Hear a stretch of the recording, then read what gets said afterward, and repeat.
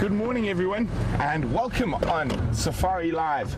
My name is Brent Smith. We're busy following a hyena who's got a remnant of that buffalo that the Lilac pride killed, and we're wondering if it might be taking this back to its new den. I've got Andrew Francis on camera. We have Lou and Tara in final control on the other vehicle. So while we're going to keep up with this hyena, a quick update for you guys is that the lions have been found this morning, but unfortunately they're behind that big dam wall, so we can't get a visual of them. So we're going to stick with this hyena for a bit and see where it leads us. And here comes a sub-adult. I'm just going to show you where it is quickly. We're not going to stay with it too long. I think it's important to stay with the hyena that's got the meat in its mouth. Okay. Let's see if we can find that one. Cut this corner here. So it doesn't look like, it looks like they might be using a new den site, or a different den site to the one they were. Andrew, how you're spotting eyes? They're on. There you go. So that hyena went into here.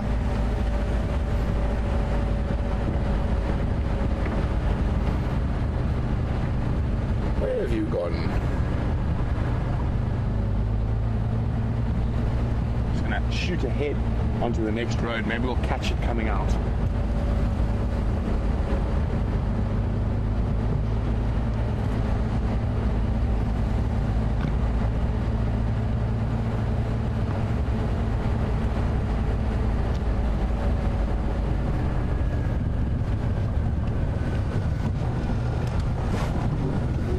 There we go.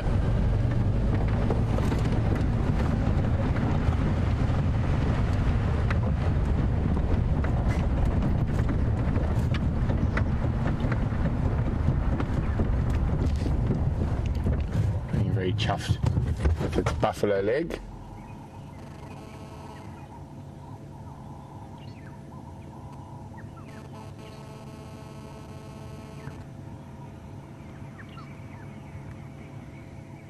So the two den sites that we know in this area, it has bypassed the routes to both of them so far.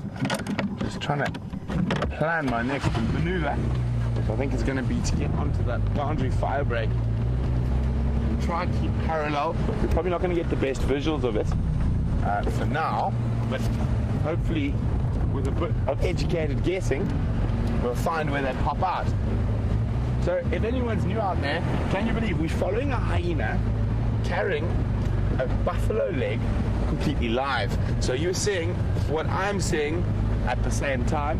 And also, if you're wondering about what's going on in the bush, or you want to ask me some questions about it, you can do that by emailing us on questions@wildearth.tv or use the hashtag Safari Live on Twitter.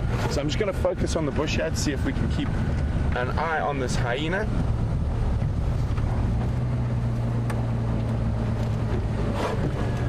And there's some buffalo bulls. That dark black. There you go. But we're going to keep moving to try to stay with the hyena. It'd be really, really awesome if we can find the new den. Any sight of the hyena, Andrew?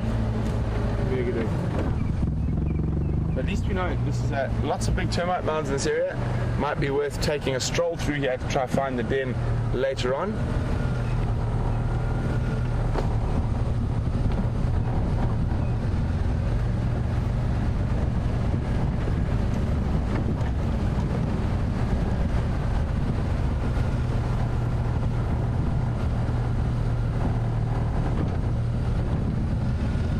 Every time I see a big termite mound like this, give it a once over. We're looking for any signs of recent excavations and holes, holes caused by aardvarks going into the termitaria.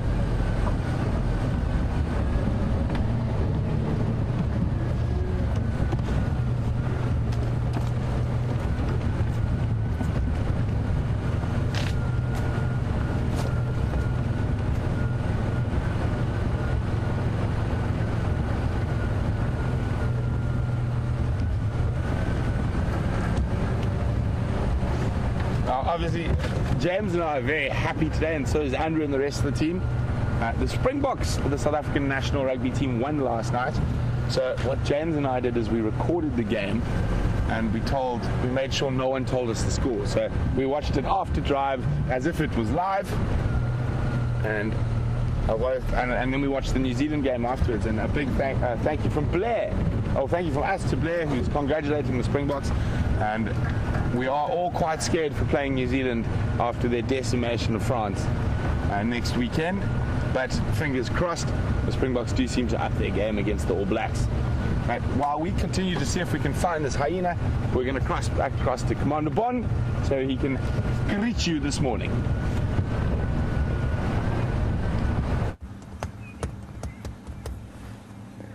Good morning from the eastern reaches of Arethusa. My name is James Hendry. On camera today we have Bryan Joubert, and that you were looking at is not a particularly pleasant sight for early in the morning. It is the stomach contents of a hapless buffalo that was killed yesterday by two mating leopards. Now we've come exactly into the area where Tingana, I think a 9-year-old male, and Karula, an 11-year-old female, were seen yesterday mating. And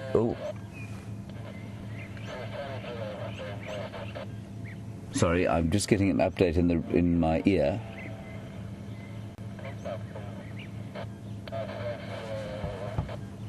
Okay, so they're not around here anymore. They have found the tracks somewhere around here.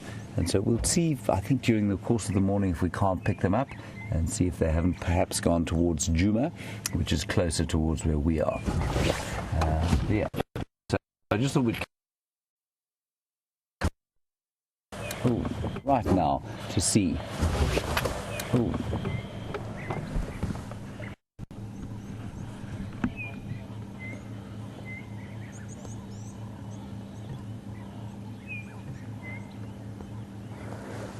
Cheryl, interesting one from you. You say you had leopards sawing at Arethusa last night, and for those of you who don't know what that means, first of all, that's how they call. Leopards make a very strident sawing noise. It's very loud. And it's unlikely that it's possible that it was one of these two that were mating here that was sawing, marking territory, possibly Tingana, because Karula is out of her territory here. So I don't think she was probably marking territory. But who knows? So it could have been maybe another male. The Anderson male could have been Shadow, the female, coming through, maybe marking her territory, perhaps aware that Karula's in her territory. Now, they are mother and daughter, so they're not likely to have a very angry interaction should they meet, but it is possible that they will, they'll just, leopards are very solitary. They don't like to live with each other, even if they are looking at family. I'm just looking around here to see if I can't spot anything, evidence of the two leopards. All right. Now, the other thing that you need to know, of course, that we have a camera at the Arethusa Dam, and that's what Cheryl was obviously watching during the night. Good nighttime entertainment, possibly day where Cheryl is. So we'll not pick anything up.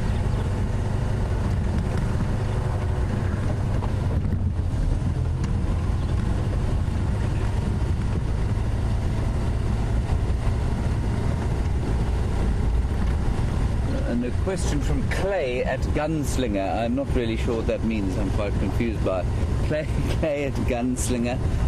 You want to know if there's a camera at Buffelshoek Dam. There isn't. There's no dam cam there. I'm not really sure why. Well, we've got one at Juma, of course, and one at Arethusa. I suppose we could put cameras everywhere, really, but nothing at Buffelshoek just yet.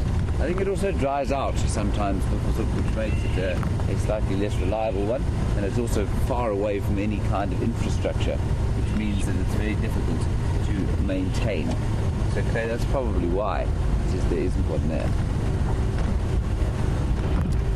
So we're just very slowly going to make our way along the road here, keeping an eye out for tracks, see if they don't cross here. They very clearly moved.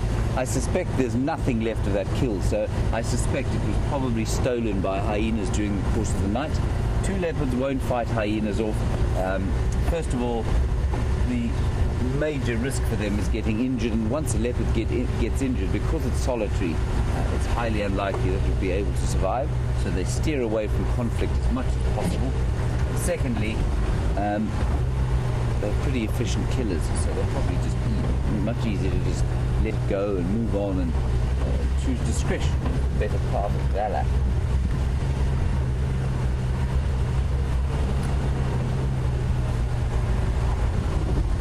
I can't see any tracks at the moment. Of course, the light is not great for tracking. It's, you know, with the light so polarized by the clouds, you don't get really contrast on the road, and very carefully.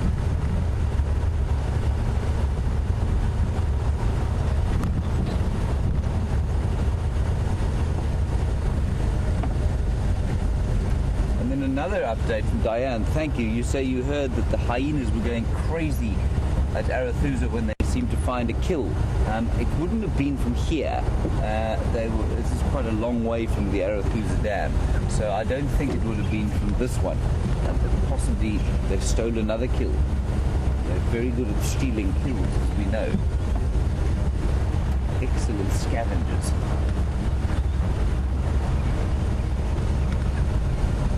I've got absolutely no evidence of where these two leopards went. So what we're going to do is do a loop around, possibly up the break or the boundary between Arathusa and Djuma, and we'll see if we can't find some tracks there.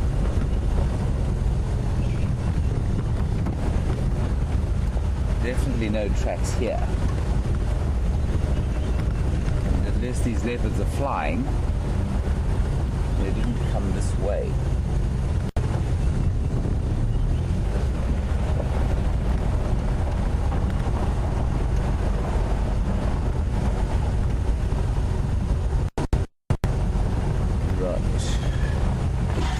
The trick when you are tracking is to do kind of loops, concentric circles, to see if you can't find tracks. Now tracks, of course, are the footprints of animals on the ground, and possibly also if you are looking, you know, if you are tracking, the other thing to look out for would be other signs like scats or dung on the floor. And then, of course, if you're on foot, you're going to listen very carefully for the alarm calls of other animals. So if leopards are spotted by squirrels or chin-spot batises, rattling cisticolas, those animals and birds will alarm call. That might alert you to the presence of two mating leopards.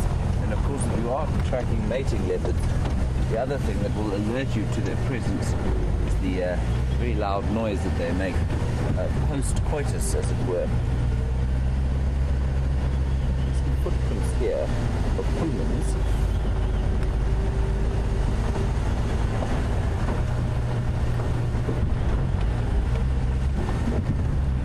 Very slowly drive up the road here, peering into the bushes.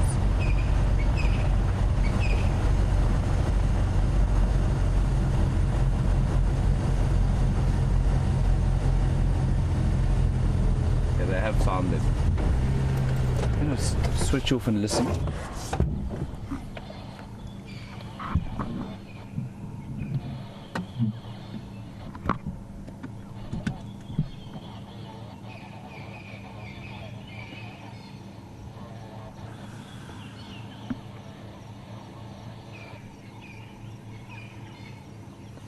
All right, I think what we're going to do quickly is try and hand you back to Brent, if that's possible, and I'm just going to try and get an idea of what's going on in that sighting.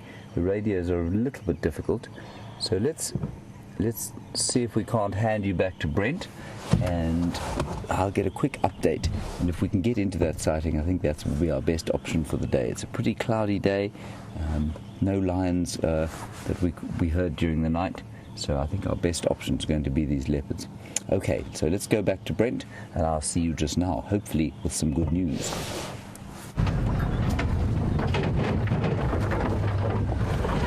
And we're still hot on the trail. There's a hyena walking through there. But a while ago, James, myself, and the two trackers... Oh, it looks like some fresh excavation on that termite mound. We'll check it just now. I just want to see where this other hyena is going first. So I had a suspicion that they might have moved it then into this area. And that hyena with the meat was heading straight into this area. And now we've just seen another hyena, and there's some wonderful big termite mounds here that could all become dens. Unfortunately, it's not the easiest area to get through. We will try. Is that hyena going through there again? I'm just trying to find a way around the fallen trees.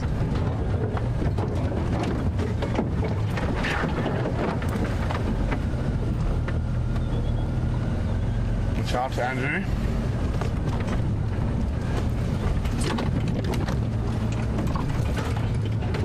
Wouldn't it be great to discover a new den this morning?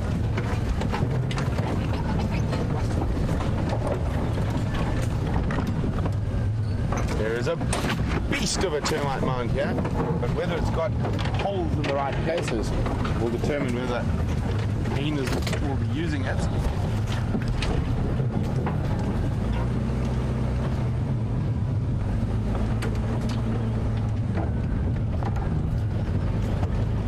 Okay.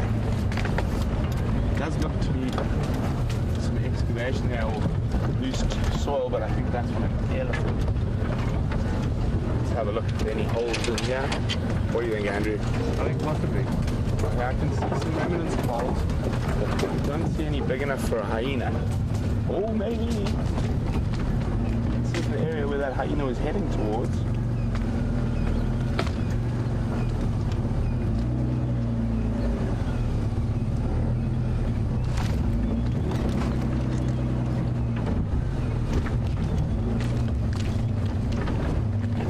Drive up and have a closer look so I can have a look at the tracks going in and out of there.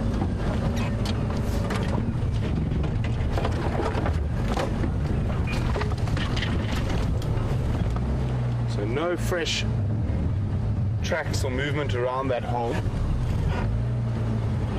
Just very, you can see no fresh tracks. Oh, 8 hyenas on foot.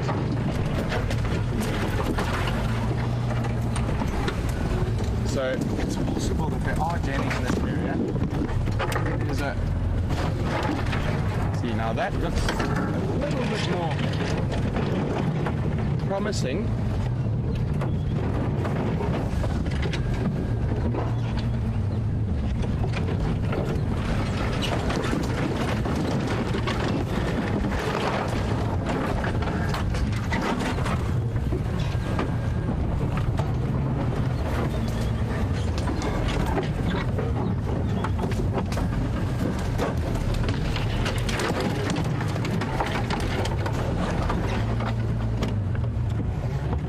Again, no tracks. There are some hyena tracks, but they're not fresh. Interesting. I don't see any fresh tracks here, so I'm just gonna pop out and double check that they're not porcupine tracks. Hyena tracks and porcupine tracks can look quite similar from a bit of a distance.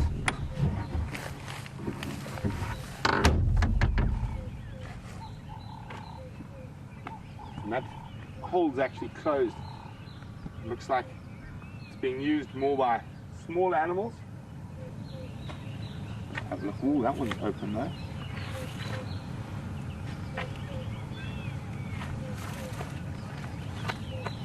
But I don't think this is being used by hyena. I think this is porcupine. Just gonna have a quick look around the other side.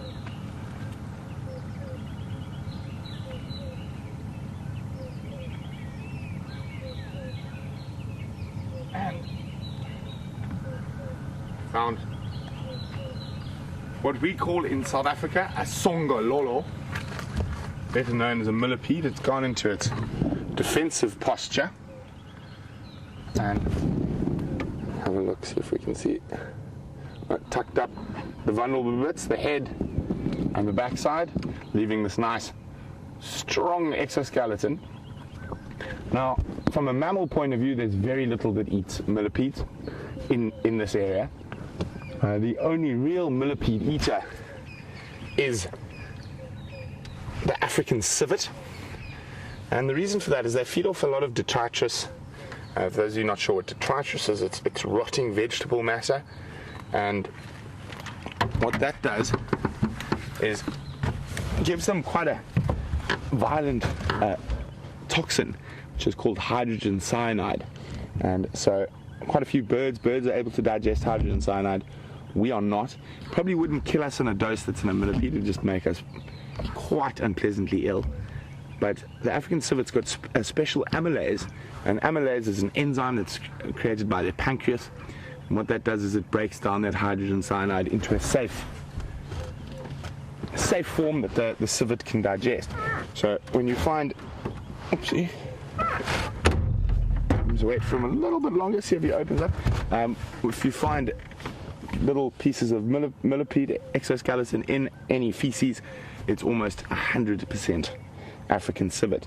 Now there are duiker species in the Central African rainforests because of the lack of lots of nutrients. One would think a forest is full of food. It's quite often not, and a lot of the food is really high, and there certain duiker species will actually eat millipedes.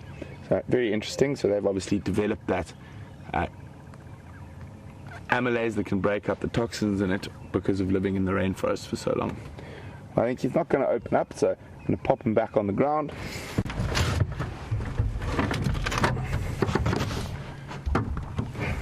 Here we go, little guy. There's a flower over there, Brent. Ah, yes, Andrew spotted a flower on the termite mound. It's from that little tree or bush that's growing there, and lots of them around at the moment, and this is the dwarf version, and we often have a look at the large version, and I think it's time for the nearly impossible tree quiz. Something we haven't done in quite a while. So I'm going to get Andrew to focus back in on this little tree. So it's a little bush or tree. There it is there. We see them on termite mounds most often, and the flower looks very similar to the cousin of it, which is a really big tree or for this area that we also find on termite mounds very often. And maybe someone out there is going to get the nearly impossible tree quiz spot on. But I think what we're going to do now is we're going to move out of this thick block. And while we do that, the question from Ashley E. About hyena litters. And Ashley would like to know how big hyena litters are, and what sort of a little bit more about them. So, well, Ashley, normally the largest hyena litter you will find is 2. And so we're going to try to find us a nice elephant path to get out of here. And if both babies are of the same sex, so if both members of the litter are male or female, only one will survive. And hyenas practice an age-old thing that happens in quite a lot of animals, but more particularly with birds in the bush, and it's called siblicide or Cain and Abel syndrome. So basically with hyenas, because they've got quite a complex social structure, if 2 members of the same sex are born, within sort of minutes of birth, the firstborn will start biting the other with its milk teeth.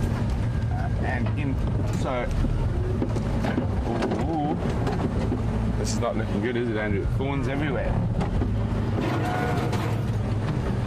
And they will kill it. But if a male hyena and a female hyena born to the same litter, watch out on the left, Andrew.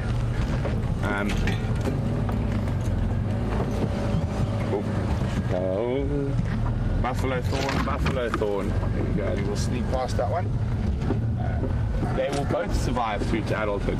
And the reason for this is they're not competing for the same hierarchical position in the clan. So when a baby hyena is born, it immediately takes its mother's hierarchy, and that's far more important for females than males. So basically it's just removing its direct competition.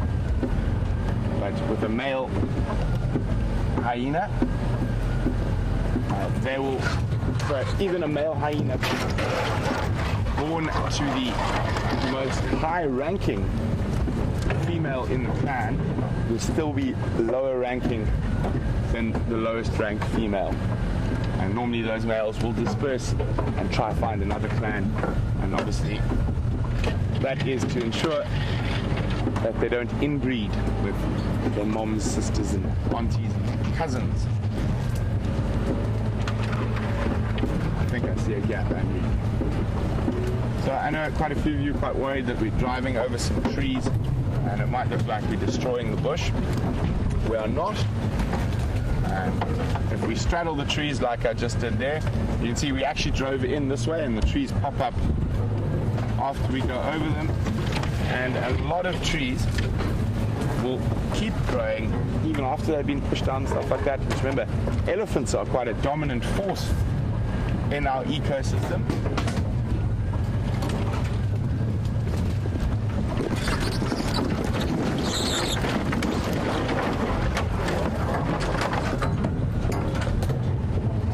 So we mentioned a buffalo thorn quite a few times while we've been. Oh, there's a big log. Hold on, Andrew. I missed it with that tie. Is wondering why is it called a buffalo thorn? Well, to be completely honest, I can't be 100% sure on that, but I've got a theory which I'm 90% sure is correct. So buffalo are grazers. So the majority of what they eat is grass, but during the dry season and at certain times of the year, but they will feed off buffalo thorn in other trees, so they do browse a little bit. And I think that's probably where they got their name, is the fact that they browse on that tree and they don't browse on too many other trees. Another tree that buffalo have been known to browse on quite a lot is the mapani tree, which we don't get in this area. I think we have managed to extricate ourselves from this block. I definitely think I'm going to need to come back here and have a stroll on foot to see if I can find that den. Obviously we want to look after our vehicles, so I'm not going to go really crashing through there till I know exactly where that den is.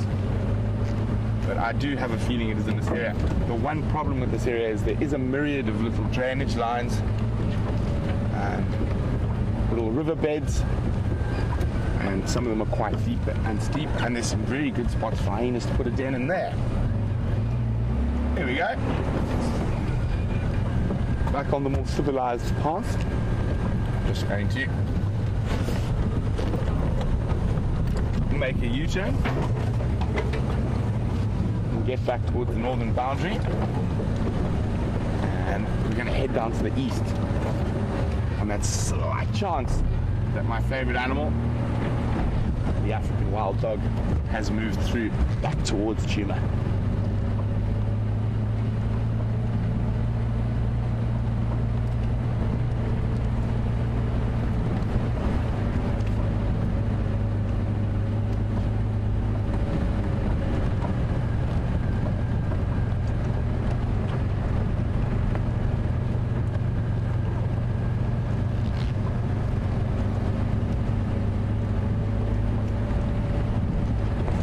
It seems like a lot of you are on the right track with that nearly impossible tree quiz.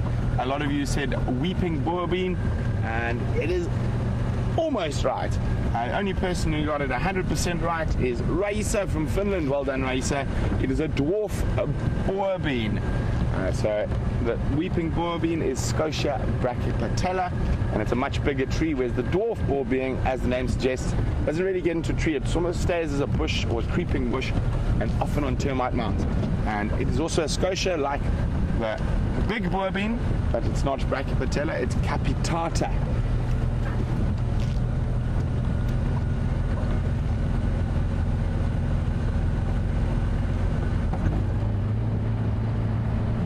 Okay. Now I feel like I've seen awesome lion and hyena recently, but I definitely haven't seen a leopard for a while. And I think the last leopard I did. I saw Shadow last week, but before Shadow, the previous 4 leopard sightings I had were on foot while tracking, which are awesome, but I think it's about time we spent quality time with a leopard. So we're going to go try find, if we have no wild dog tracks, we'll definitely be scouring the north and east for leopard tracks. And of course, Karula is still mating with Tingana, and I know James is heading off into that area to try and have a look.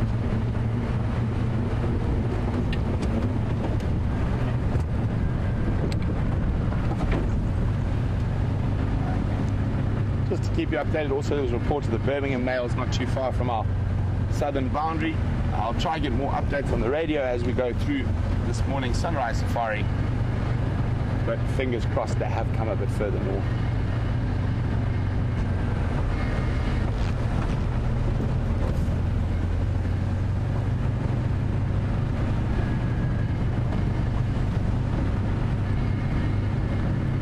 Still quite chilly. See, nice. The clouds still dominating our skyline. Sounds like I've picked up an unwelcome visitor on the bottom of the car. Which means he's picked up a little stick or branch. Oh no. It doesn't come off, just give me 2 ticks. Unfortunately, I cannot deal with that noise. It also affects my hearing that might find us predators, like from hearing alarm calls. Excuse me, 2 seconds.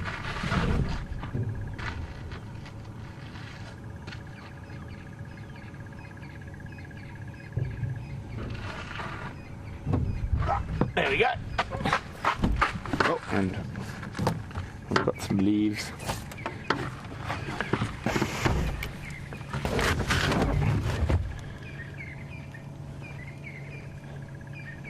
Now we can continue in relative peace.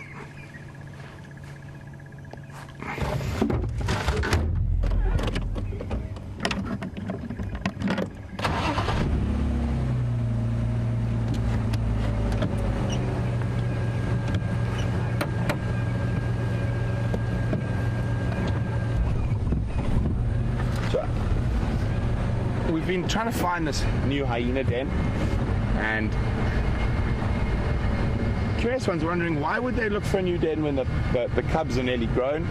Well, we don't know if they've had more cubs, and also one of them's probably still under 6 months old the last time I was at the den, so it's definitely still in need of the den, and there could be another female's about to have babies.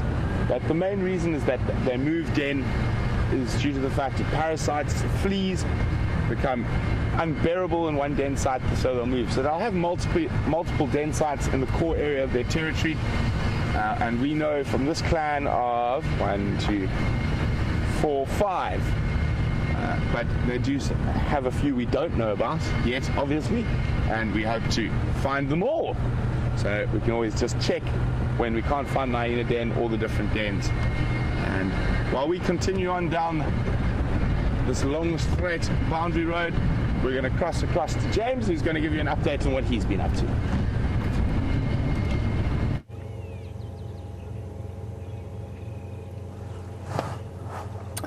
Hello everyone.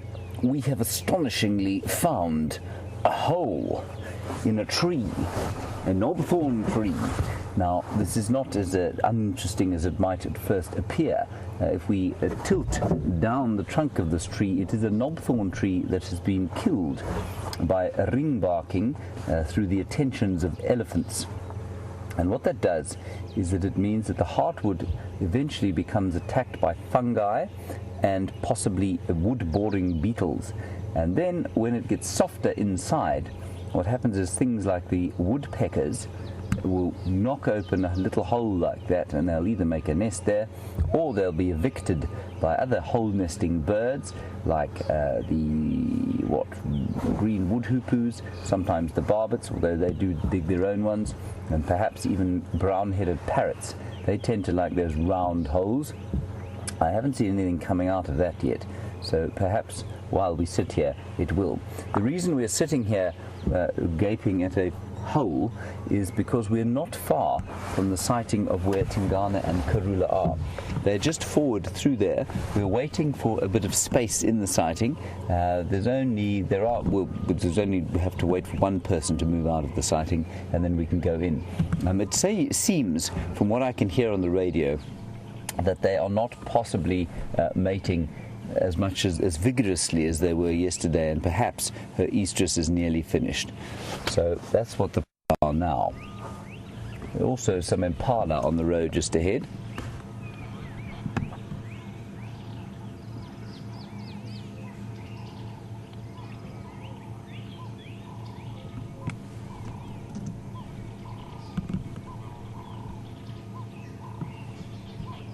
And while we're waiting here, a question from Siberia Zumi. I think I got your question, Siberia. You want to know about the fruits that we get here. Ooh, did you see that starling fly off? Sorry. I'm just getting an update on the radio.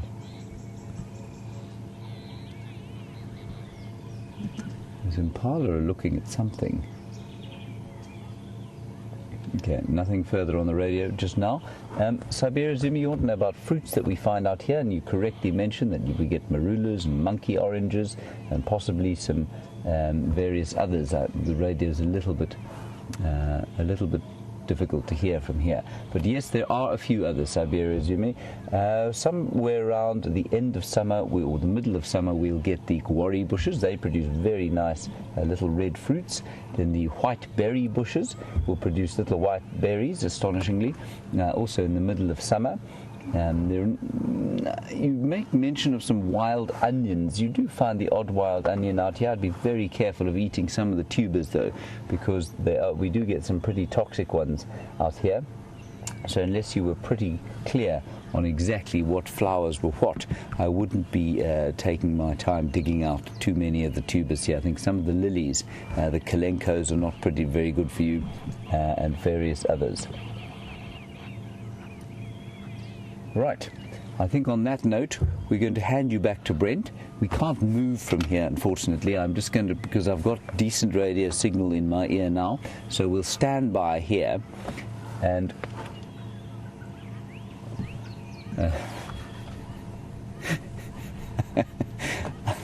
one thing I did copy on the radio there is that Jigger has died. So we cannot go to Brent. I don't know what it means that Jigger has died. May have exploded, may have been maybe driven into a dam. And I'm afraid I can barely hear anything coming through on the radio. Anyway, so we'll talk a bit more. I'm going to ease very slowly forward, just for variety's sake. We'd love to go across to Brent, but unfortunately he's broken Jigger, so we can't. We'll just sneak very slowly forward and have a look at these beautiful impala up ahead.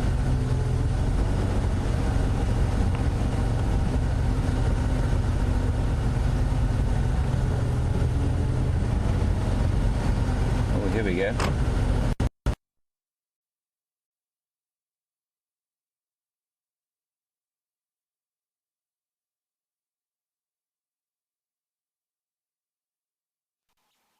Going along the road.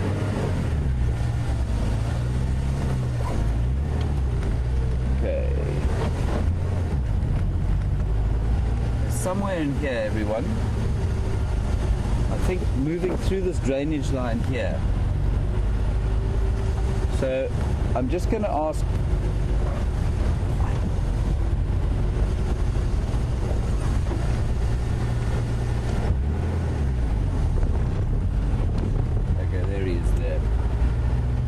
So just a little bit difficult to get in here, everybody. We need to go down there. I'll just get a quick update here. Ah, yeah. Oh, Ila. Okay. All right. Okay. All right. Excellent. Marvelous. Here we go.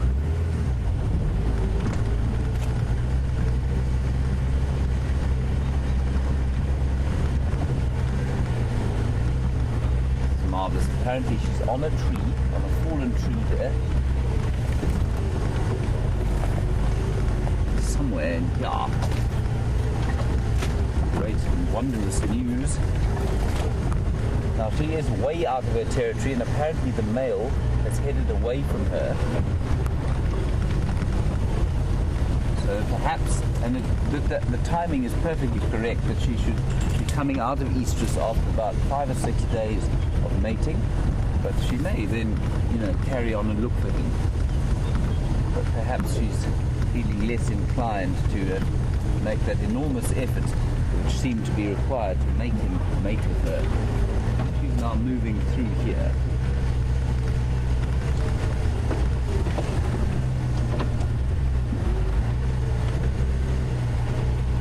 There she is. I'll just get you a quick look at her.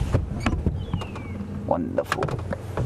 Right, just in case you thought I was conning you, there is beautiful Karula, 11 years of magnificent leopard that has provided us with enormous amount of joy, certainly in the short time that I've been here, and obviously in the longer time that many of you have been watching. We'll try and get a little bit closer. I think before we move, there's lots of thick bush here, so there we go. While she's moving, carry on going. Marvelous stuff.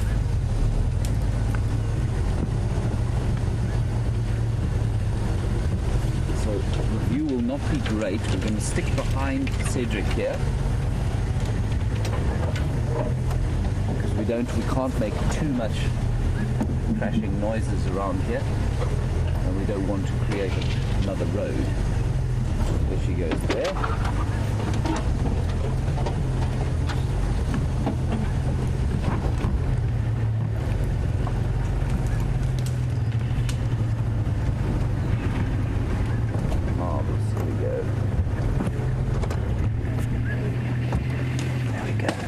Lovely. Beautiful shot of her. Now the male apparently has gone off in a southerly direction, so that's basically where she's looking now. And I think he's getting further and further away, and she is now, of course, well out of her territory. So perhaps her estrus cycle coming to an end, and I hope that she will then head back east towards Djuma. She may still be looking for him, she'll be in that kind of closing off period of the estrus.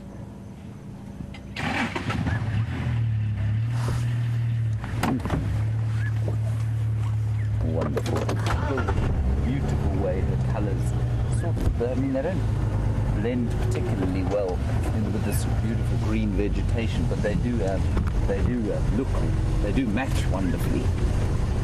She's almost invisible in that grey winter vegetation, but with the green, juxtaposed with the green, she's pretty obvious to us, which is great.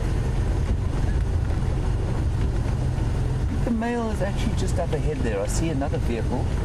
It's possible that the male is there.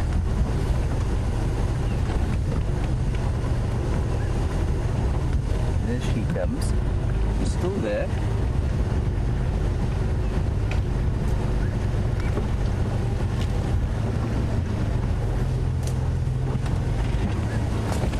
Very fortunate to have her twice in a row like this. It's just wonderful.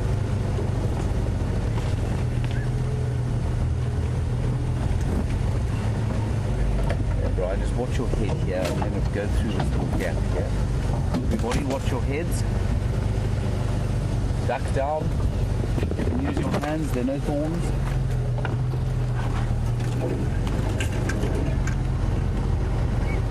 Now the male is just ahead.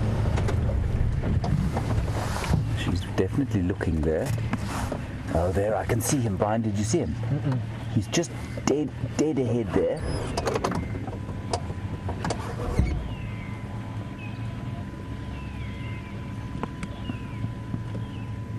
There now seem to be 4 people in the sighting, which is not ideal. I'm just going to hang back here.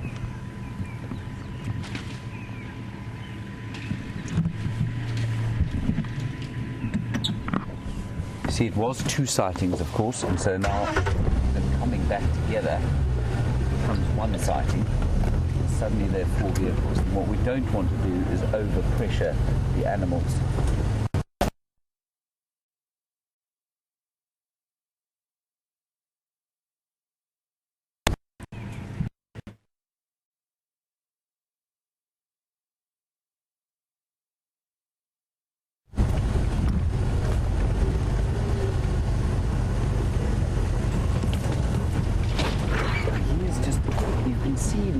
Flashes of the other vehicle. I spotted him through the bushes. He was just wandering, probably trying to escape her. I think he's probably had a dark guts with her at the moment. She's harassed him for the last 6 days, and it's been amazing to watch now. He really has to be kind of coaxed into mating with her. Not many mammal species. Oh, there he is. You've got him there, Bryan. He's walking behind that termite mound. No, yeah, he's gone now. Keep going. She's walking towards him.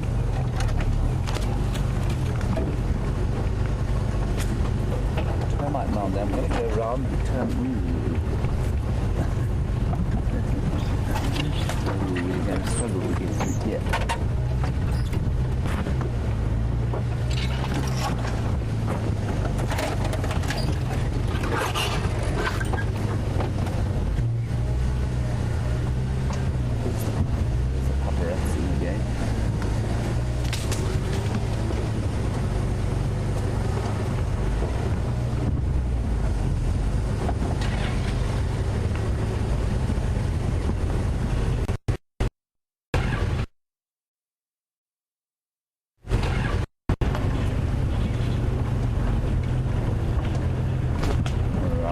There she is.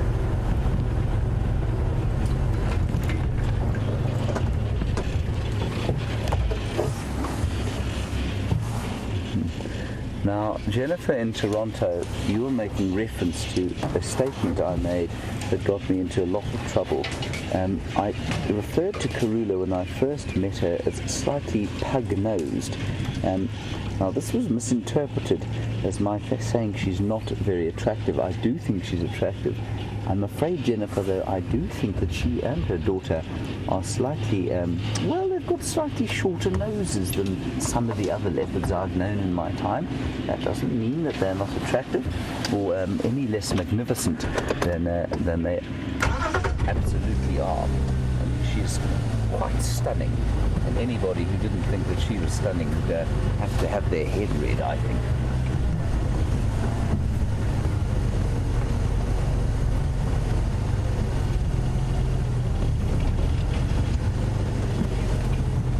I don't know where the male is now. He's around here somewhere.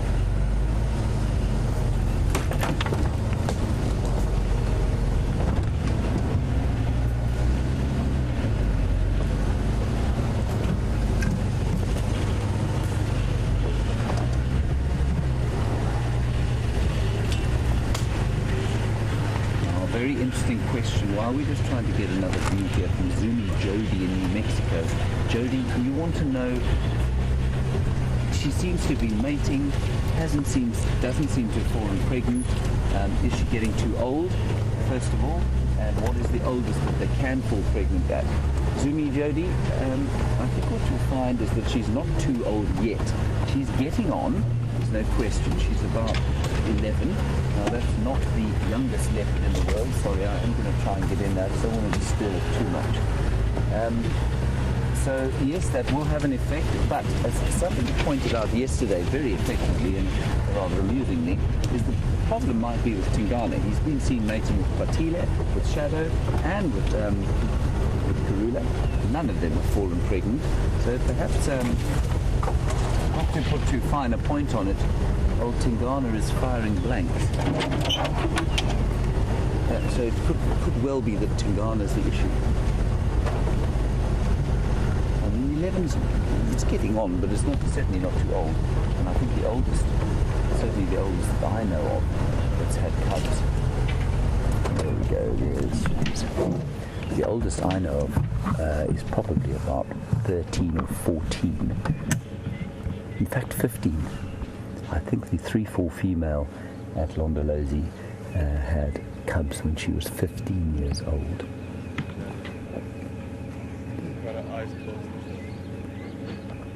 Isn't that lovely? She's quite a pale leopard. Not a sort of golden colour like a quatile.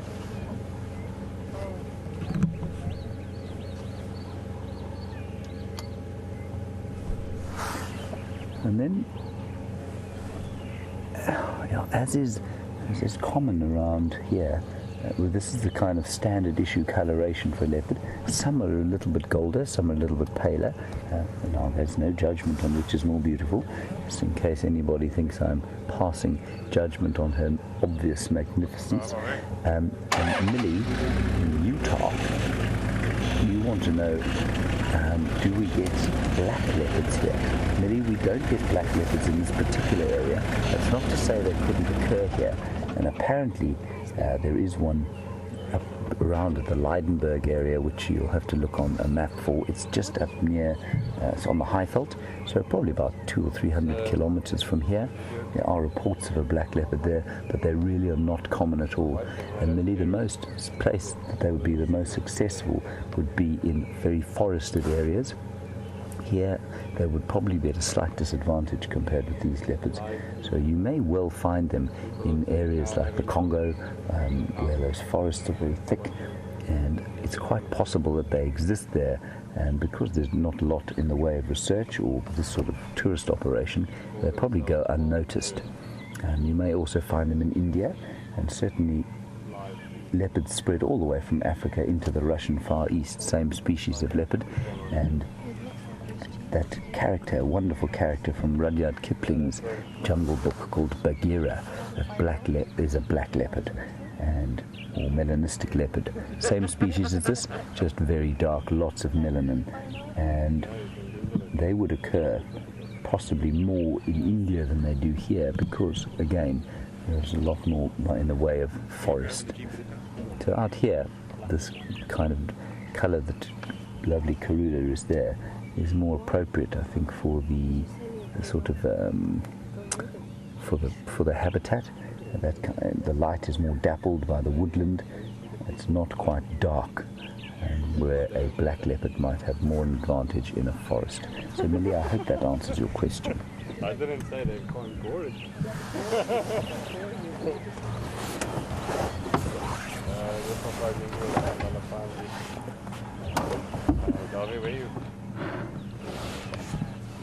Now, I don't know where the male's gone. I think he's put it off down there.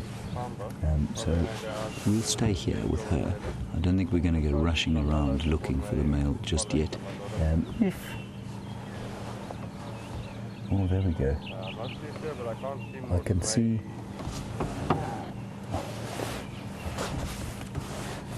I can see the cap of the tracker on the vehicle there with the male. So we'll stay with her for a little while and see if she doesn't carry on following him. And if she does, then we'll follow her. Otherwise, we'll go and have a look at the male just now.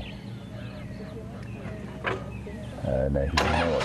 We're right on the edge of our traversing area, and Tingana has just crossed over it, going to the south. So we're going to have to stay here. Karula, what a terrible trial that's going to be.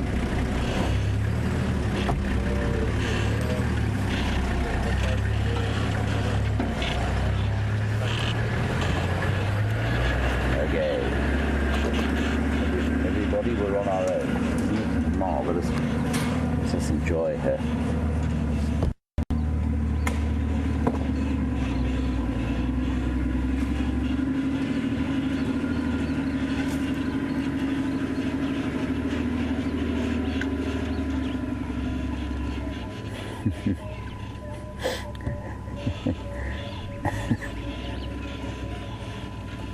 Hello, David, from the United Kingdom, currently in the Philippines, being battered by a typhoon in a hotel room.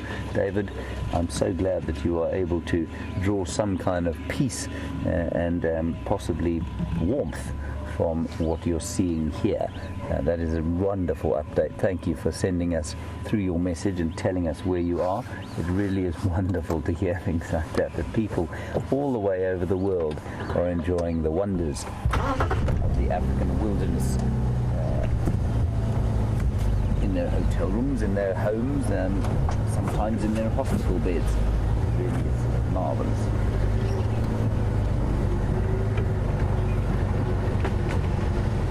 I'm just going to try and get a better look here.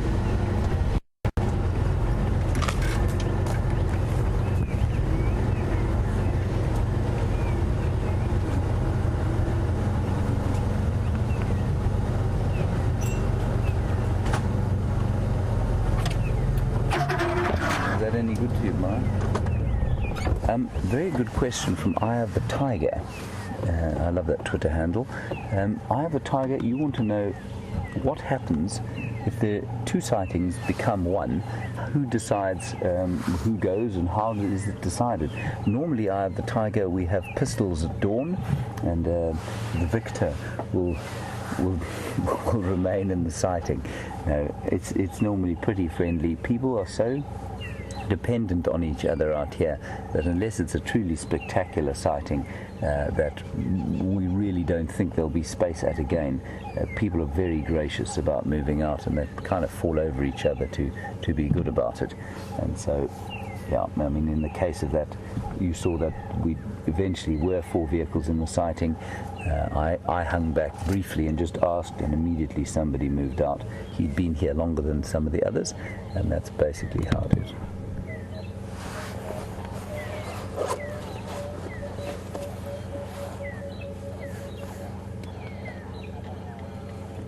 Quickly going to check on the map what's going on.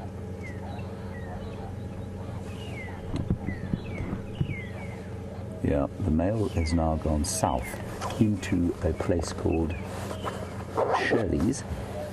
Basically, he's heading towards Londolozi to go and have his breakfast there, so he's out of our traversing area.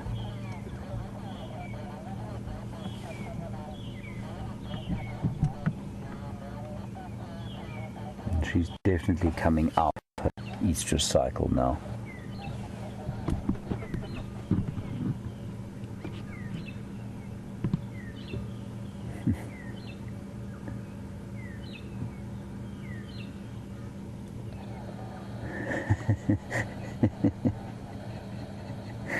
Two wonderful comments, one from Chris Rogue, who says it's tough being a stud to Ghana. It absolutely is, Chris. You know, he seems to be doing a lot of work around here, male-wise, and Mvula has been pretty much absent in Karula's life for the last little while, and certainly he's had to do his business with Kwatile and Shadow.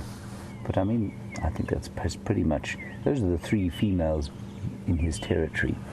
And then a lovely one from Kachino, John, perhaps you say he was afraid of commitment, and that's why he's now heading at a great speed towards the south. John, I think the less I say about that, the better, but a wonderful comment. Thank you very much.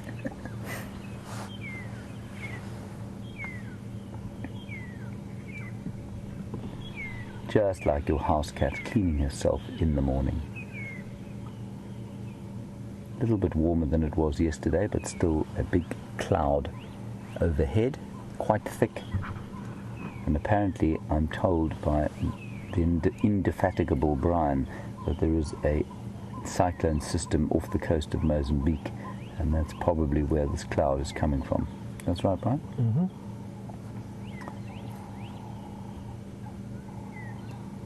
Now, the one thing about this leopard, again, that is probably going to get me into trouble is that she does have quite a saggy belly. That's not saying she's ugly, don't worry, but she does have a quite saggy belly, which means that I have certainly confused her for being pregnant before, and I know 3 or 4 other people who've looked at her. I know Peter, when he was here, had a look and said he thought she looked pretty pregnant, and I agreed with him. And the next day, of course, she found Tingana and tried extremely hard to convince him to mate with her. She eventually succeeded, and then for the next 5 days, 6 days, this is day 6 I think, they were mating, and it's obviously just come to an end. He has taken fright and is now heading very fast for some rejuvenating rest, possibly at Londolozi. And Karula, I think, will make her way back to the east from here, out of Shadow's territory. She's actually, you know what, she's actually right on the sort of corner or border of Shadow and Quartile's territory. So Quartile might be around here as well. And Quartile, as far as I'm aware, maybe very distantly, but certainly not closely. So that meeting would be quite an interesting one.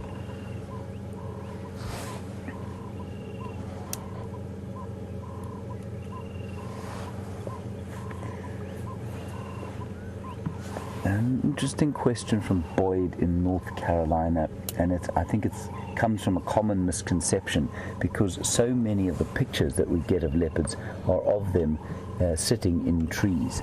Now, Boyd, you want to know if they sleep predominantly on the ground or in trees. Boyd, they're not arboreal, i.e. they don't spend most of their time in trees. The reason leopards get into trees is because they like to hide their food there, and yes, it is certainly safer, and sometimes they will sleep in trees or rest up there if they're feeling a little unsafe, but by far they will spend most of their time on the ground, and they do that because it's simply more comfortable. And remember, once you're in a tree, if a potential threat comes along to the base of the tree, you can't really go anywhere. And it's quite interesting, if you as a human being walk up to a tree where a leopard is sleeping and they see you, they will normally spot you from a mile off, of course, and then the first thing they do is come down the tree. They don't try and sort of hide up there and see if you'll come up. So the only way, they climb up trees to get away from things like hyena, but as soon as they do actually feel pretty vulnerable there.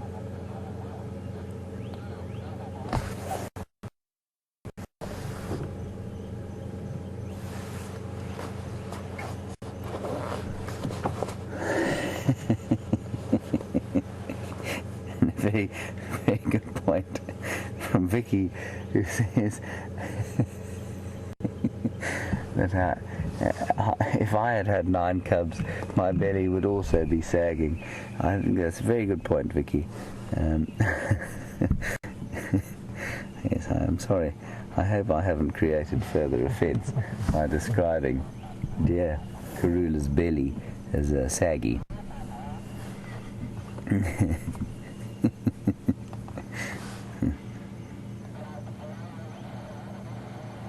I'm just going to get a quick update on the radio to see if anybody is trying to get here.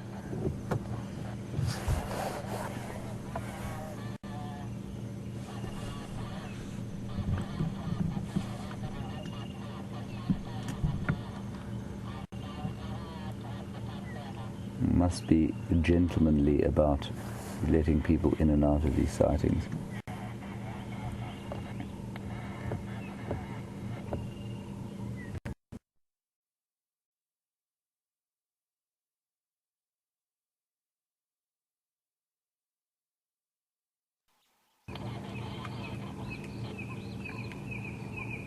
You can see her belly is full. That's not, of course, because she's pregnant. That's because she's eaten half a buffalo.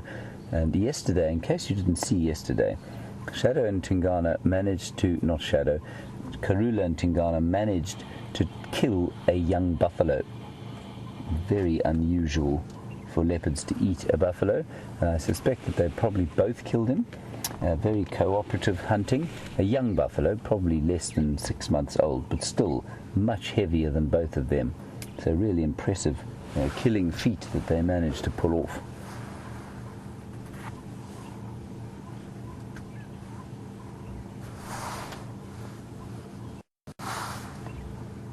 Look at there you go, Ellen.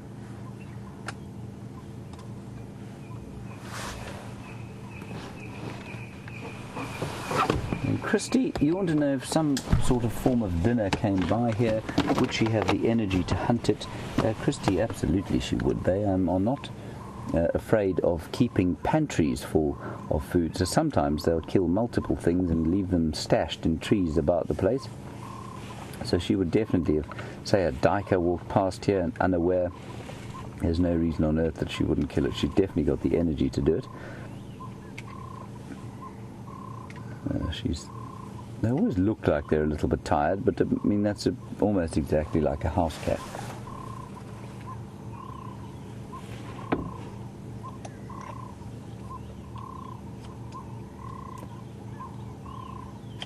Now, apparently, it says wow across the front of her forehead, as many of our loyal viewers have pointed out, and I am staring at her forehead, and somebody pointed out how that was possible. They sent through a screenshot a little while back, and it's definitely there, but I can't see it anymore. So if next time she sticks her head up, I'd much appreciate it if one of you would take a screenshot and show me where the wow is written, because I'm failing to see it again. It's a bit frustrating. It is very obvious once you know what you're looking for, but I just cannot see it.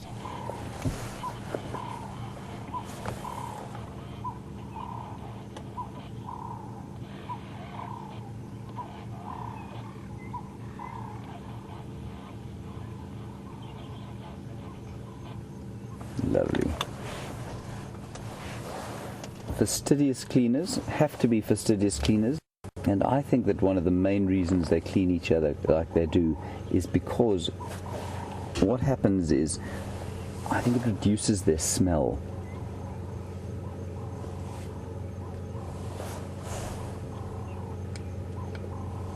I'll get back to what I'm saying just now.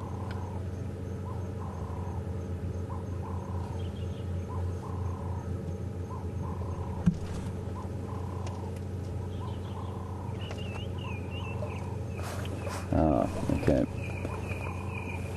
So Shannon in Ohio, you want to know, would she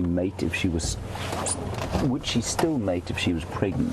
Shannon, no, she wouldn't. These animals do not mate unless they are in heat or in estrus.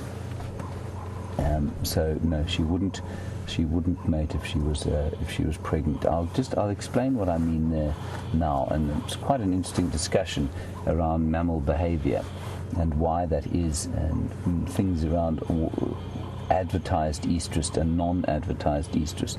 So I'm just hearing the car coming.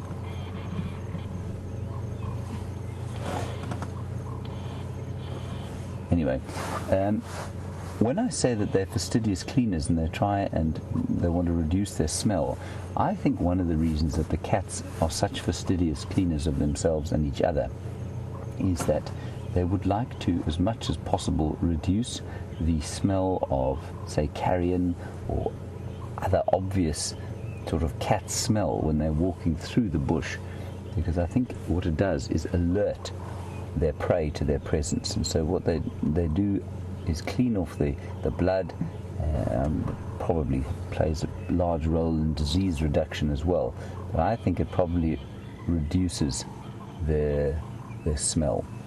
Now, let's just get on to that very interesting question from Sharon. Why don't they mate when they're pregnant? The more interesting question is, why do some animals who are pregnant mate? And it has just about everything to do with this concept of infanticide, which is a major part of mammal behavior. Certainly throughout mammals' evolution, many mammal species do engage in infanticide, and certainly the closest ones to us are the bonobos, or the pygmy chimpanzee. And what they do is they mate every day with everyone. So the females will mate with everyone. There's lots of evidence of homosexual behavior, and so there's lots of mating going on. And what that does is that nobody knows whose father is to who is whose father, and completely reduces infanticide. Because what happens with infanticide is that non-related males will often kill babies to induce females to come into estrus. So that's the one end of the scale. The other end of the scale from the primate world would be the gibbons, and they are almost entirely monogamous. And what happens with a gibbon is that, and much the same as with the leopard, is that they will mate when the female comes into estrus, and then they won't mate anymore. And she will advertise when she's in estrus, just like a female like this does. Now, so it's one strategy. That's one of the strategies, and we don't know with leopards yet. But what happens is she may well mate. She hasn't this time round, but leopard females do mate with multiple males during estrus cycles. And we think that that may have something to do with confusing paternity, so that in order to reduce infanticide. Human beings are another wonderful example of animals that don't advertise estrus. So humans will mate whenever. They're not always capable of conceiving during mating. There are a number of porcupines do the same sort of thing. Bonobos do the same sort of thing. Most animals, though, mammals that we know of advertise their estrus just like a leopard does. And outside of that period, they don't mate at all. So Sharon, a very interesting question. Thank you for that.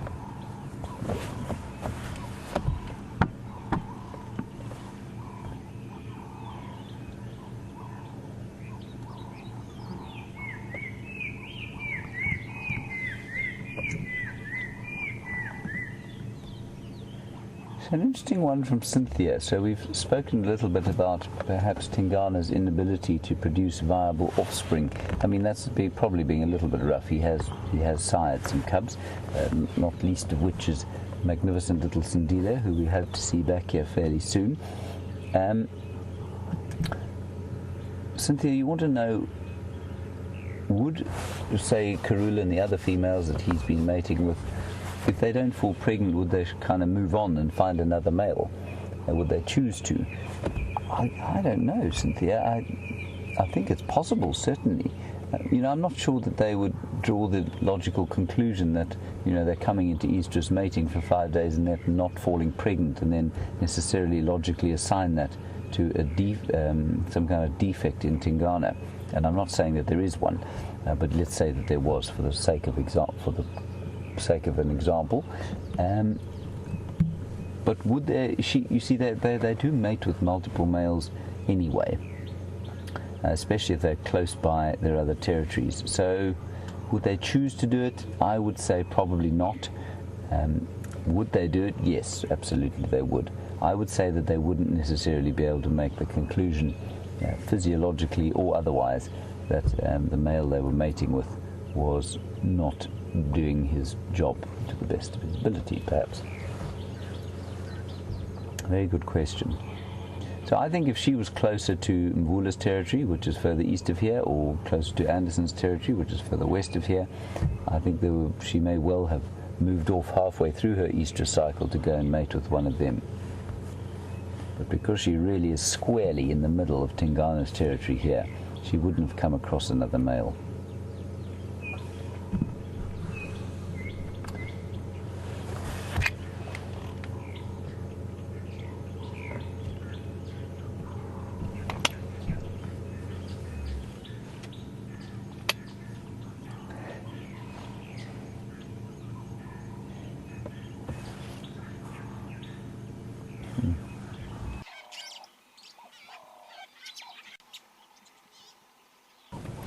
Hello everyone, sorry about that. I think we have figured out what the problem is. The problem is this thing here. This is the game drive radio. Whenever I depress it and use it, it tends to cut the picture. And this is a new development today, of course. Now I'm holding in my hand the stick very kindly donated to me by Brent Smith. It is a very small stick, which, because he thinks I'm very small, I'm not actually very small, I'm just slightly small. And it's quite a nice stick, really. It's a bit scaffy. He could have done a bit more work on it, I feel. I don't feel like it was like it's the best stick I've ever seen in my life, but it's certainly a nice one, and I can probably bash a few things. Thanks, Brent, for your stick. I shall treasure it for at least the next week. We're going to leave Karula now. She is sleeping very soundly, and so I think we'll press on from here and see what else we can see, possibly head more towards Ajuma, where the signal is slightly more reliable, and perhaps find some elephants. I'd quite like to see some elephants today. And also drive southern bound and just see if there isn't any sign of those big Birmingham males who we haven't seen for some time. Okay. Are you ready, Bryan? I am ready, James. Oh, marvellous. That's good news. Goodbye, Karula. Don't strain yourself too much today. It's been a tough few days. You all know what you've been doing, of course, very publicly. Good on you, and may it bear some cubs. She's opened her eyes to say goodbye.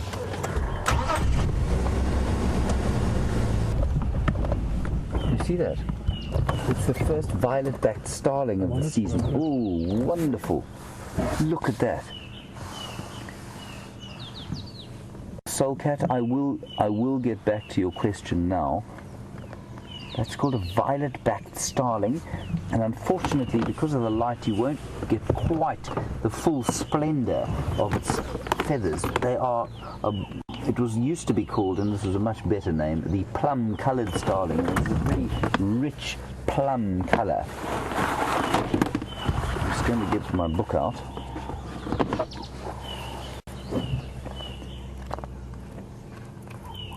Beautiful, beautiful bird. I'm afraid it probably just looks like a kind of drab black affair to you at the moment.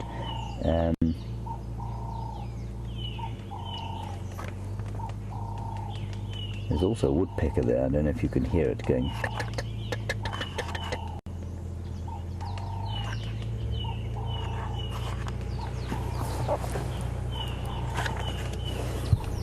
Yeah.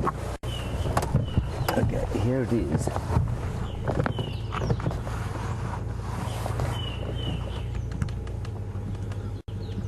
I can see the woodpecker there, Brian. We'll go and look at it now. There's the plum-coloured starling, or violet-backed starling as it's now called. And you can see the male, very beautiful. The female, not so much. Sorry about that.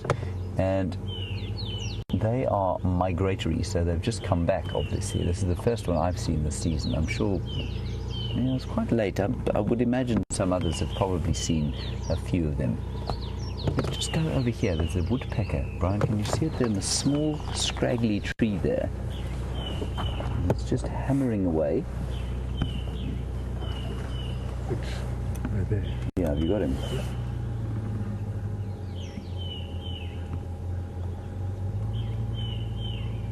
No red on the head at all, and quite a heavy bill.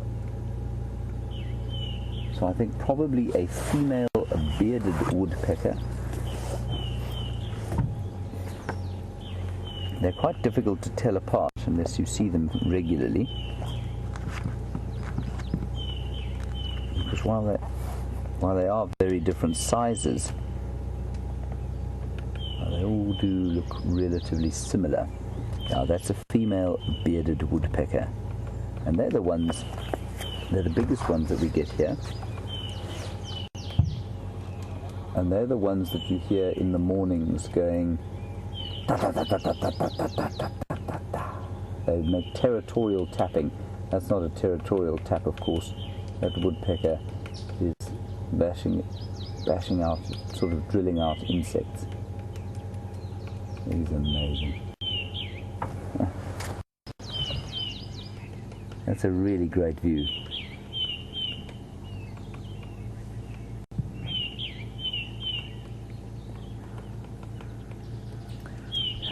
And while we're looking at the bearded woodpecker, a comment from Margaret, who says, I clearly wasn't a Boy Scout because of the Compass Day debacle. Margaret, I wasn't a Boy Scout, that's absolutely true. I don't think that the technological faults of Apple computers can be blamed on my lack of Boy Scoutness. But I will take your comment under advisement. Thank you. The male of that bearded woodpecker has a red head. Oh, that's lovely.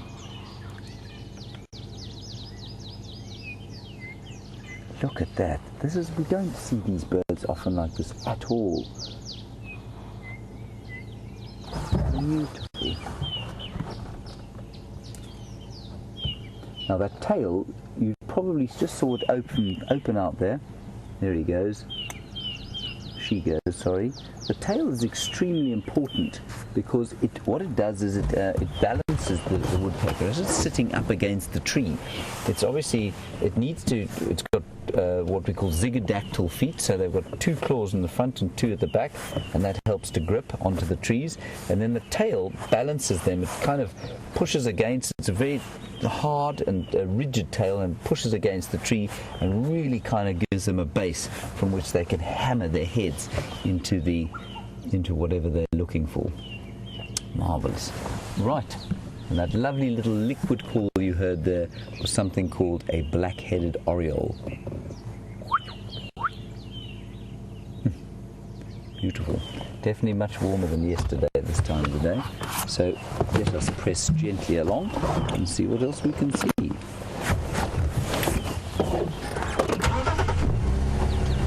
See it. I mean, there are lots and lots of times I've been through a room looking for something, or in the bush looking for something, and seen something that is incongruous, not supposed to be there, and have just glanced over it until I've come back and thought, hang on a second, and look back there. And we do that. We form pictures of what we think should be in a place. Here is an impala.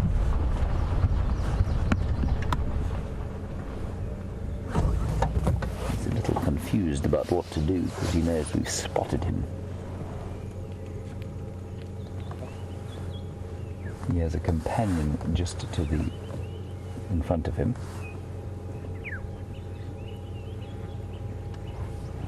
That's an adult male.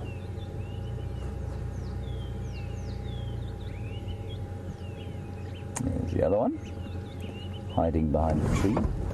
I'll just push the clutch in so we can roll forward. Get a better picture of him. There we go.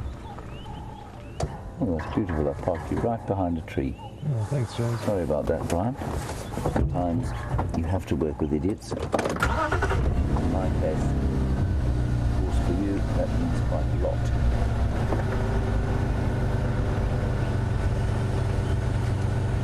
Let's just spend a little bit of time with these fellows.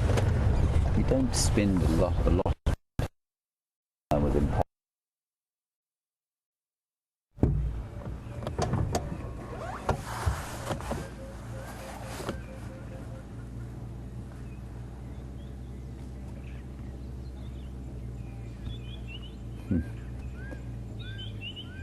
Now, Brenda in Pennsylvania, while we're looking at this beautiful impala, you want to know why it is, or what is the little five. Now, the little five, everybody, consists of the following things: the leopard tortoise, the elephant shrew, the rhino beetle, the ant lion, and the... I left anyone out. The buffalo weaver, red-billed buffalo weaver. Now, of those, I can definitely find you a red-billed buffalo weaver. A leopard tortoise, yes, we can find them sometimes. Difficult to track, of course, because they're so speedy. A ant lion, we can probably retrieve for you. They're very interesting little insects. But an elephant shrew is going to be extremely difficult to find. A nocturnal animal they're basically like a rodent with a long snout. Not easy to find at all. I've never seen one here. I've seen one once in the wild, but I've never seen one here. And then a rhino beetle, very, very difficult to track, of course. Sometimes they do fly into the spotlights, and so maybe we'll find a rhino beetle. Ironically, probably easier to see the big five than the little five. Alright, let's leave those impala to themselves. They're looking a little bit self-conscious.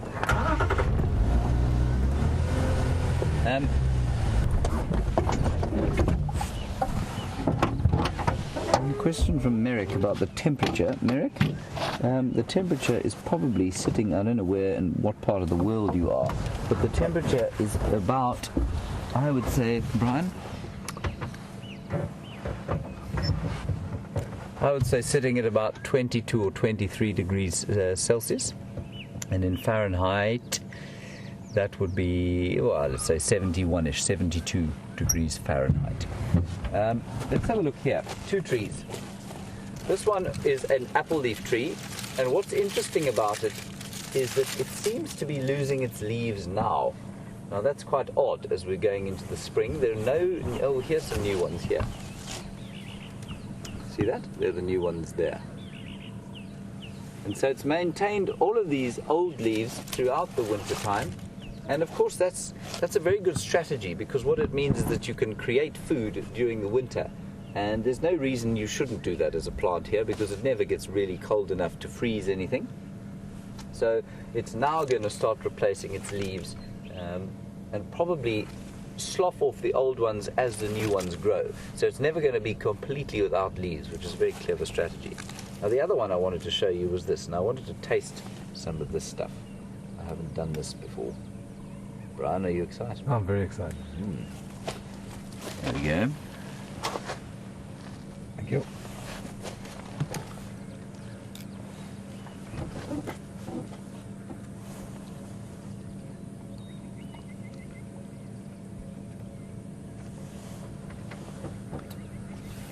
Not bad. Not bad at all. Now, the reason I stopped to eat it is because it is a zebra wood.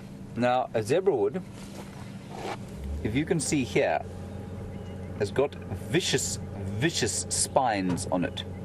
They'll go through the walls of a tire in seconds, but elephants somehow manage to put these trees in their mouths. And I just don't know how that's possible. And what it made me want to do was to come and taste them, because all of the trees that we've been seeing the elephants eat as the summers come on, I've tried a few of them. There was the variable bush willow that we tried the other day, remember that? Mm-hmm. Also tasted fairly free of tannin. This thing tastes pretty free of tannin. Doesn't dry the mouth out. And the elephants are definitely selecting things that, even to us, taste a bit better. They love the buffalo thorn, which they've been eating as well.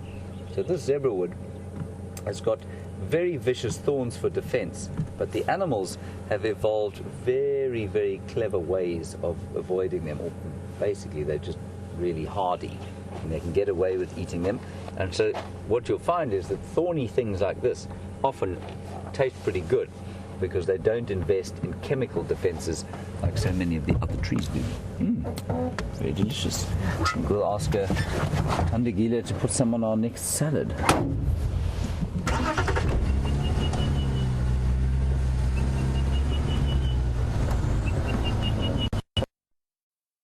Apparently somebody wanted to do a size comparison between me and the marabou stork. Unfortunately it has flown off. I'm not sure that it would have tolerated my standing next to it.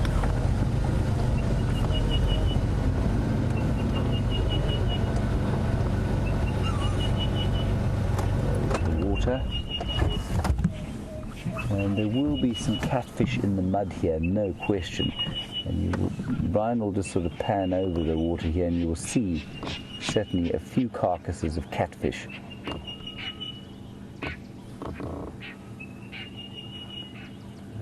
You'll find that there are still some under. There's still some there under the mud. The smell here is pretty rank, I must say, and you'll see why shortly. There, that kind of white thing, that's the skull from a catfish, and they would have been eaten here probably by fish eagles and then by various other things. Ooh-wee. Bryan, if you go to the right of that, I just saw a whisker sticking up. Yeah. Ooh, look at them all. See that? And that white color there, that, everybody, is maggots crawling over a carcass of a catfish. I did see a whisker flicking, so there clearly are still a few of them alive in the mud. And of course they are able to produce that mucous membrane and then go down into the mud and survive for long periods without any kind of water. It is an amazing adaptation that they have. It won't take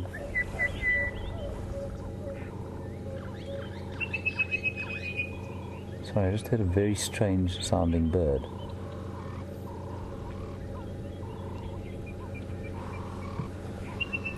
Very odd. We'll just keep listening. I don't know what it was. They can survive for long periods, these catfish, in the mud. Right, let's just drive around the corner there and see. We can't find whatever it was making that call. You can hear there the orange-breasted bush shrike. That's another one nice to say in the mornings. Orange-breasted bush shrike going. They live in the kind of dry riverbeds, in the green fringes of the dry riverbeds.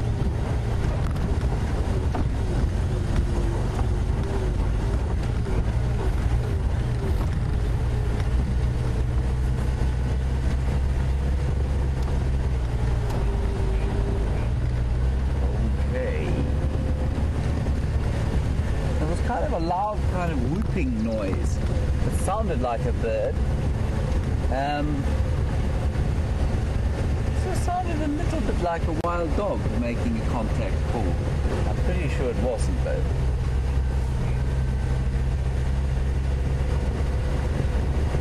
Just drive along here and switch off and see if we can't hear whatever it was again.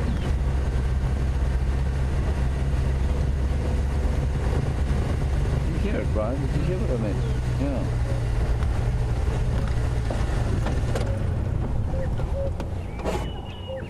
Oh, just listen to that.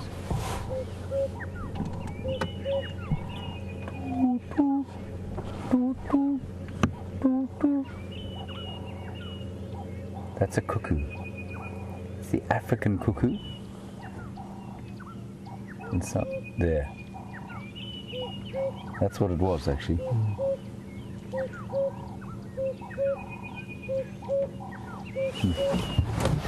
Now, it sounds a little bit like a hoopoo. A hoopoo, of course, is a little insect-eating bird, and they go boop, boop, boop, boop, boop, boop. And quite difficult to hear the difference between the two. There's the cuckoo, there. Well done, Bryan.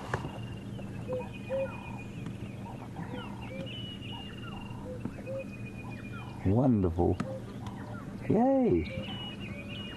So we get lots and lots of cuckoos here. That's one of them. We've had the red-chested cuckoo, which also lives in the drainage line areas, going. We had the black cuckoo the other day going, I'm so sad, I'm so sad. We've had the classes cuckoo going.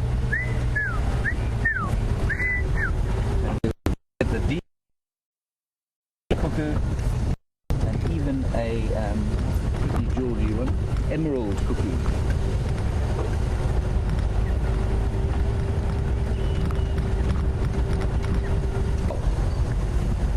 And a woodpecker doesn't have that effect. It doesn't get concussed, doesn't lose the brain, because it has that very nice spongy encasing.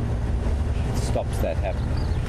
The other thing it has, like I said, of course, is that brace, the tail, which braces it against the tree, and those very strong claws allow it to hold on while it is hammering away. Good question.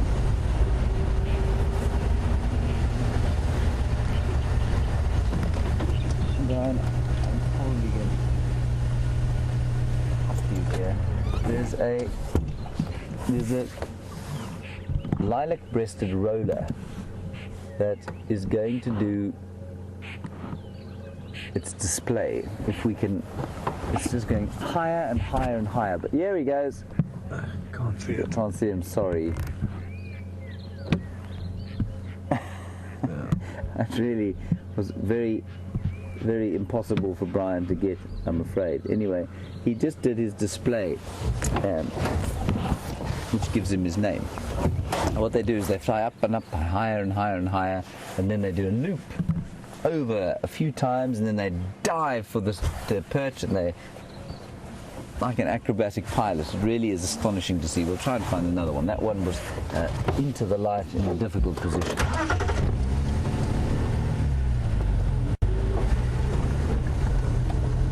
Definitely much warmer than it was yesterday. You see it there on the it's gone. Tiny little thing, looked like a bunting. cinnamon-breasted bunting, like a little finch. I can't stop to look, it's flown off.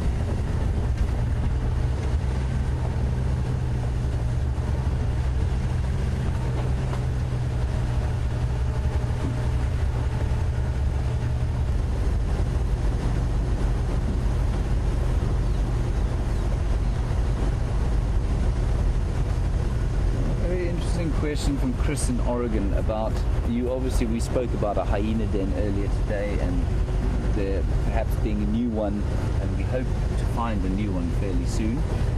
Maybe it was found today. I'm not sure. There's the wildebeest. We'll just stop it and have a look at it while I'm talking. And Chris, you say you've heard it said that when you see a lion on foot, you need to look it in the eye to show dominance. Is this true? Or is it not true? And what do you do when you see a hyena on foot? We'll just, oh, this lovely giraffe in the background there too. We'll just get a quick picture of it, and I'll quickly explain to Chris my thoughts on that. Chris, with a lion, I don't think it makes any difference at all whether you stare at it in the eyes or you look at its feet. The key, though, is to maintain some kind of contact with it so that it doesn't look like you are backing off or running away. Look at that lovely picture. It's a tall wildebeest, hey? Mm. It's almost as tall as the giraffe. You can hear it. You can hear it snorting there. So, Chris, with a hyena, I had a situation the other day. It was quite interesting. Where I was walking along, and normally hyena would just run away from you. And I was walking through the bush, and I looked up, and there was a hyena just staring at me. So I carried on walking, expecting it to run away, and it didn't. What did exactly the opposite. It just kind of kept looking, and then we walked a bit, and it walked around the bush and looked at me. Now, of course, a hyena is physically much stronger than any human being. And so I clapped, and it ran a little bit. And eventually, I picked up a stick, and I walked straight towards it, because I didn't want it, something in me knew that I really didn't want it to have any kind of feeling that it had dominance, or that I shouldn't show fear. And that is very important out here. That's the key. You don't want to show fear, because fear is what a prey animal would show.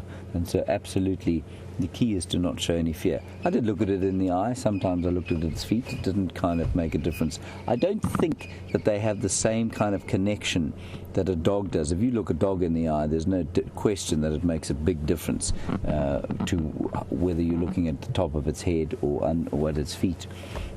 Try it with your house cat. If your house cat deigns to look at you, I don't think it makes any difference if you look them in the eye, to be honest. Anyway, that hyena eventually walked towards it, and I clapped loudly, and then I shouted, and then it ran away. But it was very different. I've never had an experience like that with a hyena. They normally see people and they just disappear, and I've seen lots of them since then on foot. I mean, Brent and I saw 8 the other day on foot. They all got up and scarpered. So, interesting question. Thanks, Chris. What we're going to do is just go around the corner here. There is an enormous migration of wildebeest heading this way, at least 6 of them. And there's also a giraffe close by. Look at this, Bryan. Teeming herds. You see them? Mm.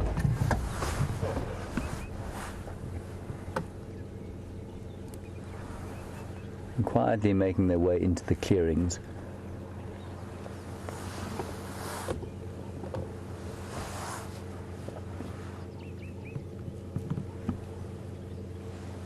And I'm sure some of these cows are pregnant, and I hope that their little herd will perhaps be augmented slightly come November.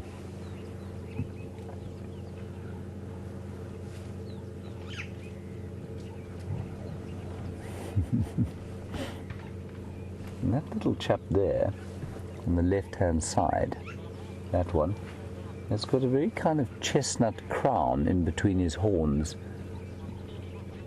I'm not sure that I've seen that before. I think it's a lot lighter. His cohort just in front of him, who's the same age, doesn't have the same thing. That's really quite interesting.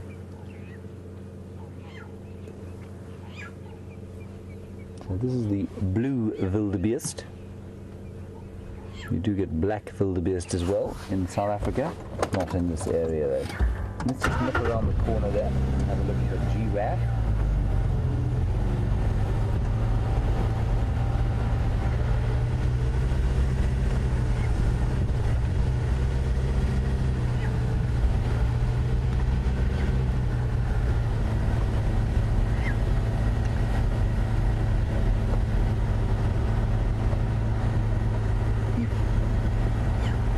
Ashley in North Carolina, another good one from you.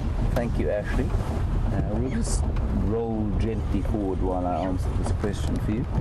Ashley, you want to know how many species of zebra we get here?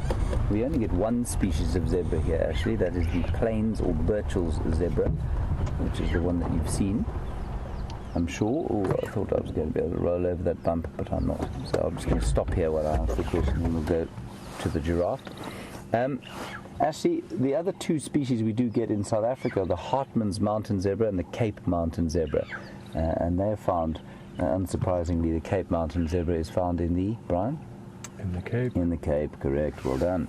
And the Hartmann's mountain zebra more into Namibia, sort of the fringes of the Kalahari, tend to live in much more dry areas. Then, there is one other species of zebra which you get in East Africa called the Grevy's zebra, and they've got very closely spaced stripes. They look very different from the others. The most horse-like one is the one that we get here, the Plains or Burchell's zebra. And then you want to know about a bongo. A bongo, of course, is a spiral-horned antelope, much the same. Oh, here comes the giraffe. He's coming into the picture just now. A bongo is a spiral-horned antelope related to the kudu, the nyala, the bushbuck, and the eland, but they are found only in forested areas. That's where you find a bongo. So up in the east, in the Congo Basin, you'll find bongo. Very, very beautiful.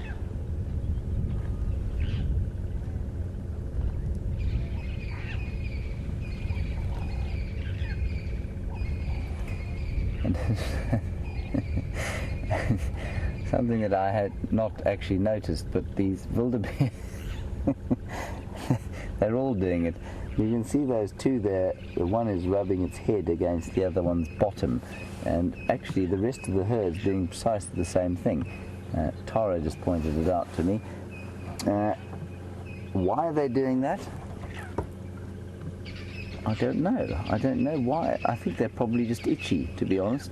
Why they should choose that particular part of the anatomy to be rubbing their heads on, I couldn't tell you. But there are lots of them doing it. It's absolutely right.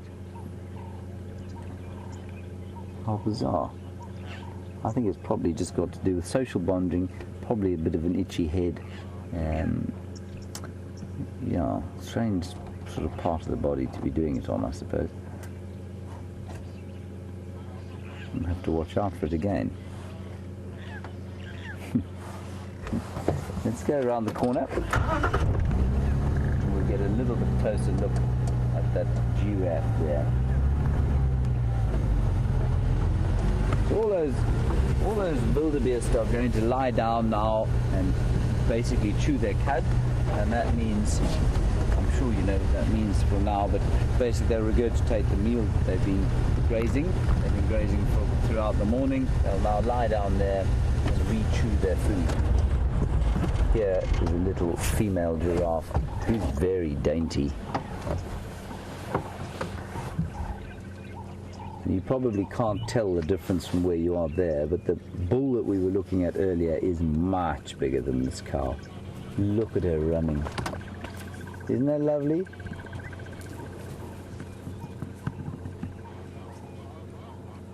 Jesus.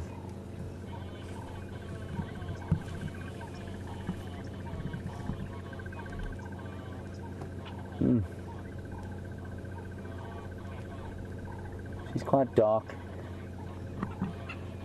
They're probably the most variable giraffe, at least mammals out here in terms of coloration. And there's the bull. He's following her. That's why she's looking a little bit disconcerted. There he is there. He's coming around, and maybe she's going into estrus.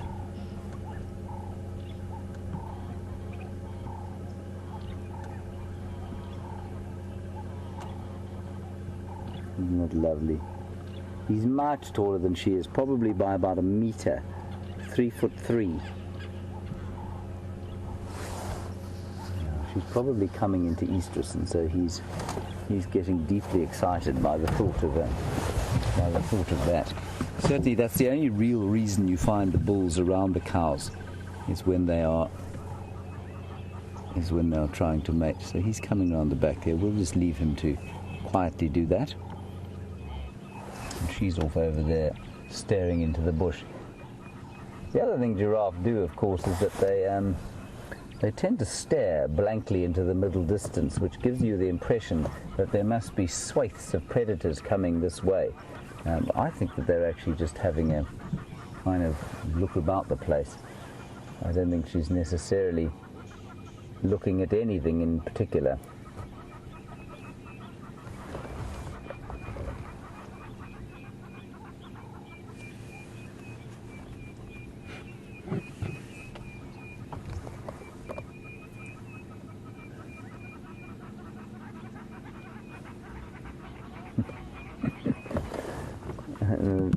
Lovely question from Shazzy in Memphis.